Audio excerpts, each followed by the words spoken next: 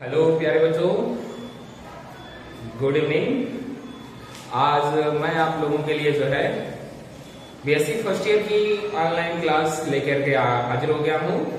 तो जैसा कि आप मेरे पीछे बोर्ड पर लिखा देख रहे हैं कि आज मैं बीएससी फर्स्ट ईयर के जिसमें कि फर्स्ट सेमेस्टर के लेक्चर डिफरेंशियल कैलकुलस को लेकर के आ गया हूँ।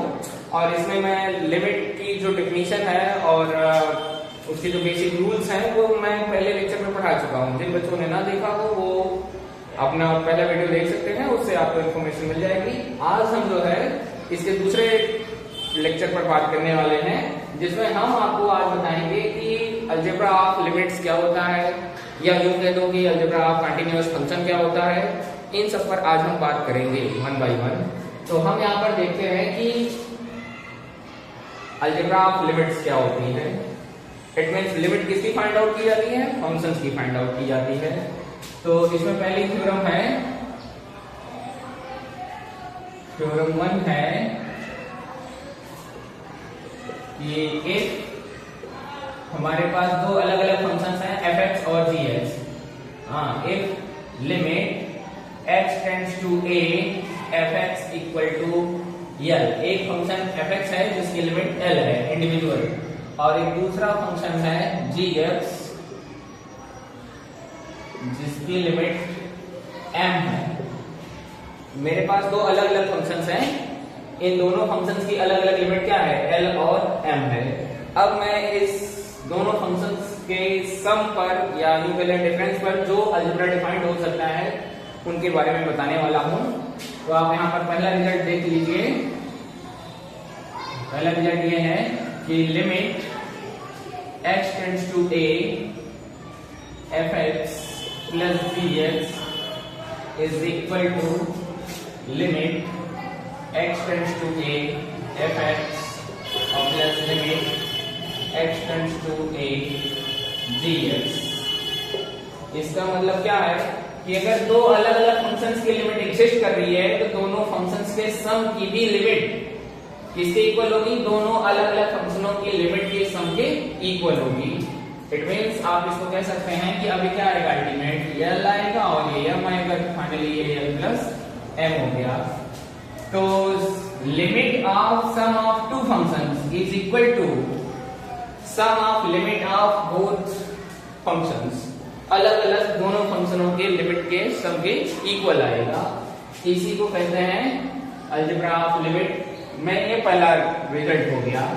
सेम जैसे प्लस के लिए है ऐसे ही सेम माइनस के लिए भी होगा कि अगर दो फंक्शंस का डिफरेंस की लिमिट फाइंड आउट करनी है ओवरऑल, तो हम दोनों फंक्शंस की अलग अलग लिमिट निकाल कर उसे क्या कर देंगे?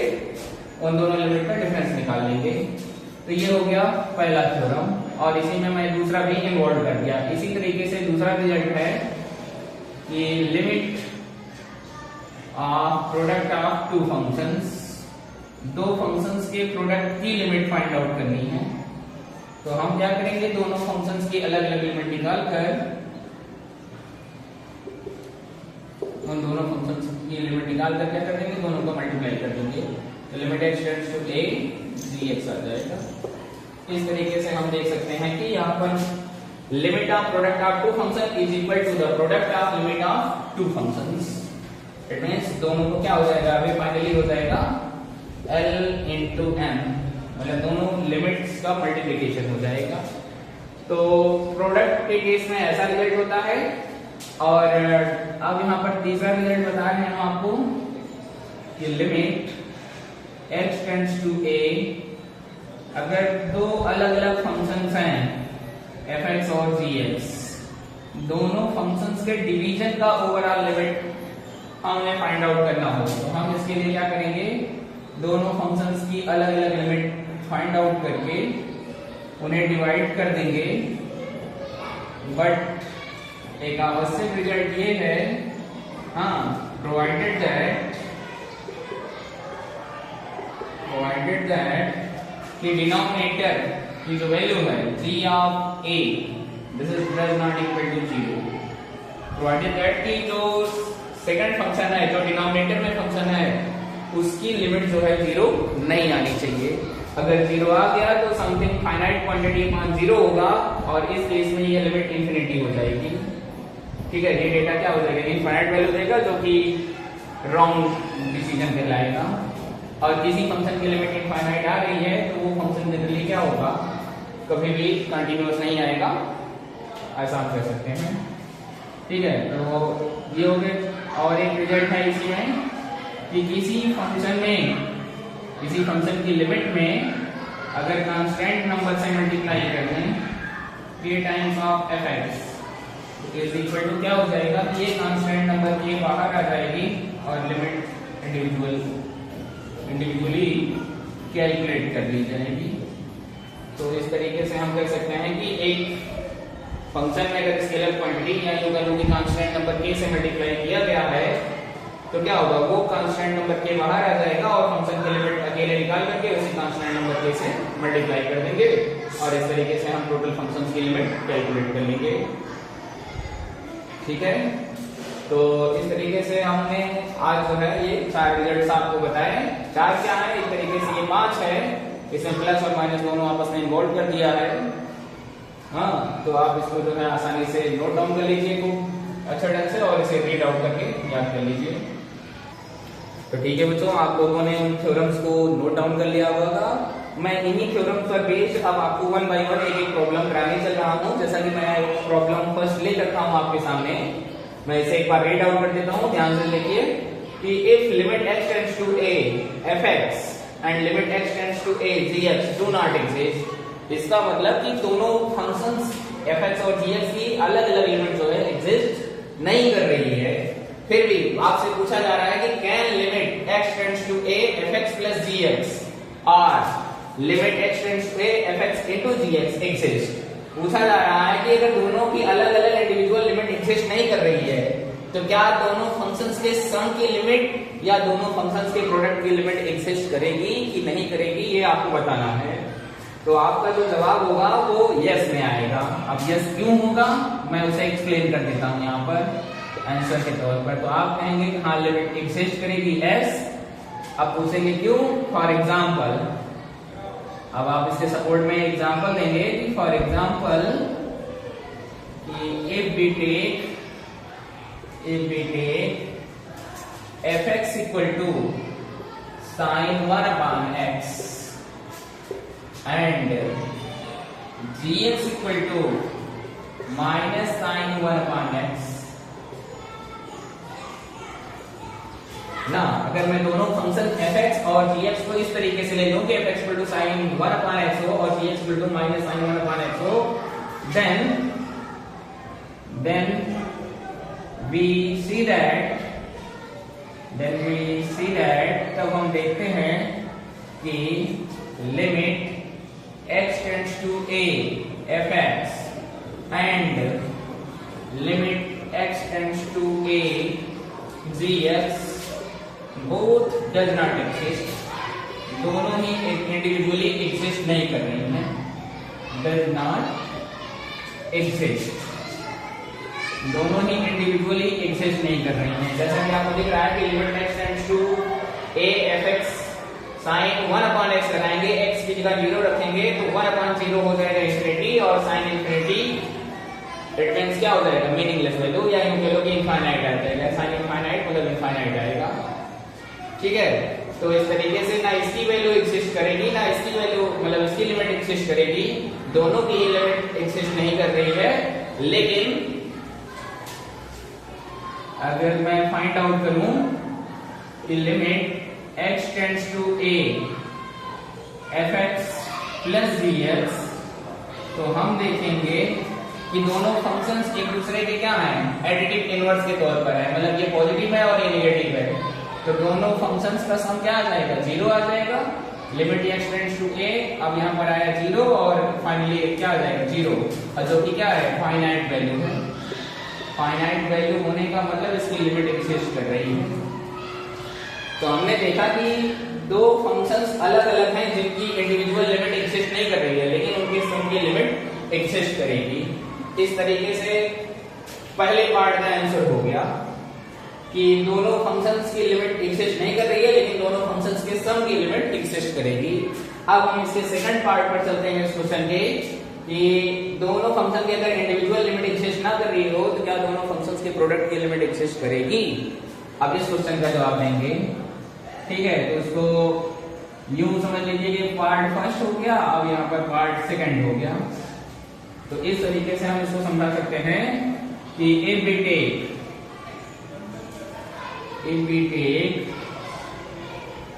fx equal to 1 for all rational numbers and gx equal to -1 for all irrational numbers, then we see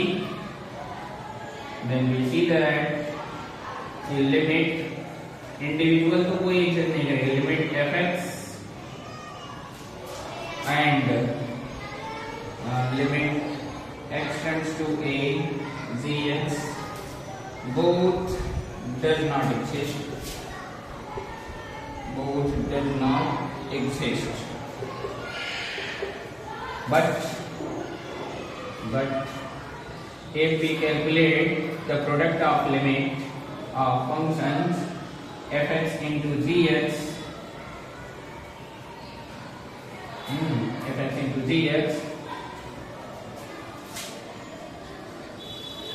अगर मैं इन दोनों का प्रोडक्ट निकालूं तो ये इन दोनों की लिमिट क्या आ जाएगी, फाइनली 1 into 1 minus 1, और इस तरीके से limit x tends to a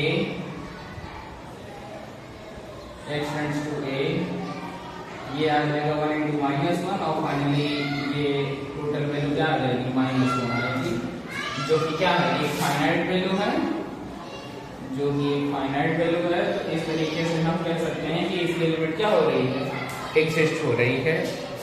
I think आपको अब समझ में आ गया होगा कि अगर दोनों फंक्शंस के इंडिविजुअल लिमिट ना एग्जिस्ट कर रही हो तो दोनों के सम की लिमिट जरूर एग्जिस्ट करेगी और इसी तरीके से दोनों के प्रोडक्ट की भी लिमिट एग्जिस्ट करेगी।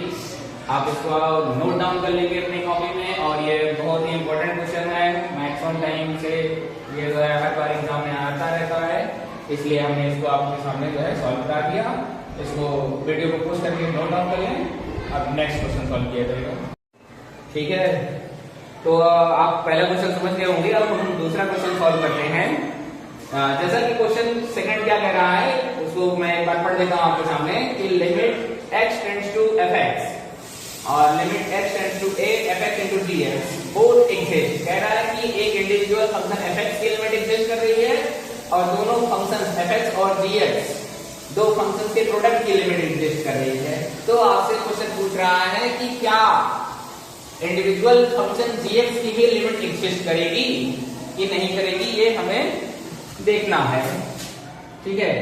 तो अब हम इसे जो है आंसर के तौर पे कहेंगे कि देखो फिर से एक बार बता देता हूं कि अगर इंडिविजुअल फंक्शन fx और दो फंक्शंस के प्रोडक्ट की लिमिट एग्जिस्ट कर रही है, दो फंक्शन आपसे पूछ रहा है कि क्या दूसरे फंक्शन gx की लिमिट एग्जिस्ट करेगी, तो आपका आंसर आएगा नो, ऐसा नहीं होता है। अब ऐसा क्यों नहीं होता है, फॉर एग्जाम्पल कि we take fx equal to x ना, एग्जाम्पल के तौर पर मैं अगर फंक्शन fx इक्वल टू क्या ले लूं, x ले लूं और r x belonging real number, और एक दूसरा function gx equal to sin 1/x ले लेता हूं, जहां पर x does not equal to 0 के लिए gx की वैल्यू sin 1/x है और x इक्वल टू 0 पर फंक्शन gx की वैल्यू जो है 0 है। तो हम यहां पर देखेंगे देन वी सी दैट, तब हम यहां पर देखते हैं देन वी सी दैट कि बोथ, ठीक है, both limit x tends to a fx and limit x tends to a fx into gx both limit exist, both limit इतना both exist but limit x tends to a gx does not exist.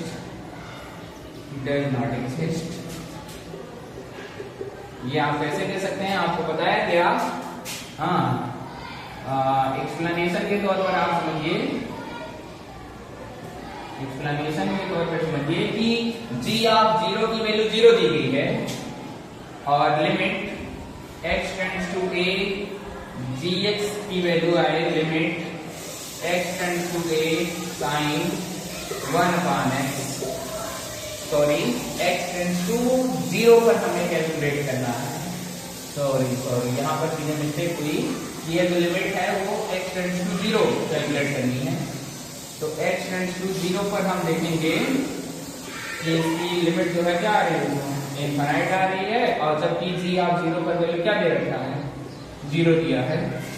तो आप जानते ही हैं कि जब value of the function और limit of the function दोनों equal ना हो तो इस तरीके से फंक्शन मेरा एक g ऑफ 0 पर वैल्यू 0 आ रही है और जबकि x tends to 0 sin 1/x की वैल्यू क्या आ रही है, इंफिनिटी। दोनों डेटा बराबर नहीं आ रहे हैं, इस वजह से इसकी लिमिट एग्जिस्ट नहीं करेगी। तो हमने देखा कि अगर एक फंक्शन fx की लिमिट एग्जिस्ट कर रही हो और दूसरे दो फंक्शंस के प्रोडक्ट की लिमिट एग्जिस्ट कर रही हो, तो ऐसा कोई भी जरूरी नहीं है कि सेकंड फंक्शन की लिमिट इंडिविजुअल भी एग्जिस्ट करेगी। तो आप उसके लिए क्या आंसर बताएंगे हमेशा? नो, ऐसा नहीं होता है, मतलब इसकी लिमिट एग्जिस्ट नहीं करती है। आई होप आपको ये क्वेश्चन अच्छे से समझ में आ गया होगा। आप अपनी बुक से जो है कुछ क्वेश्चंस की प्रैक्टिस करिए, बाकी नेक्स्ट लेक्चर में आगे इसके पढ़ाया जाएगा। धन्यवाद।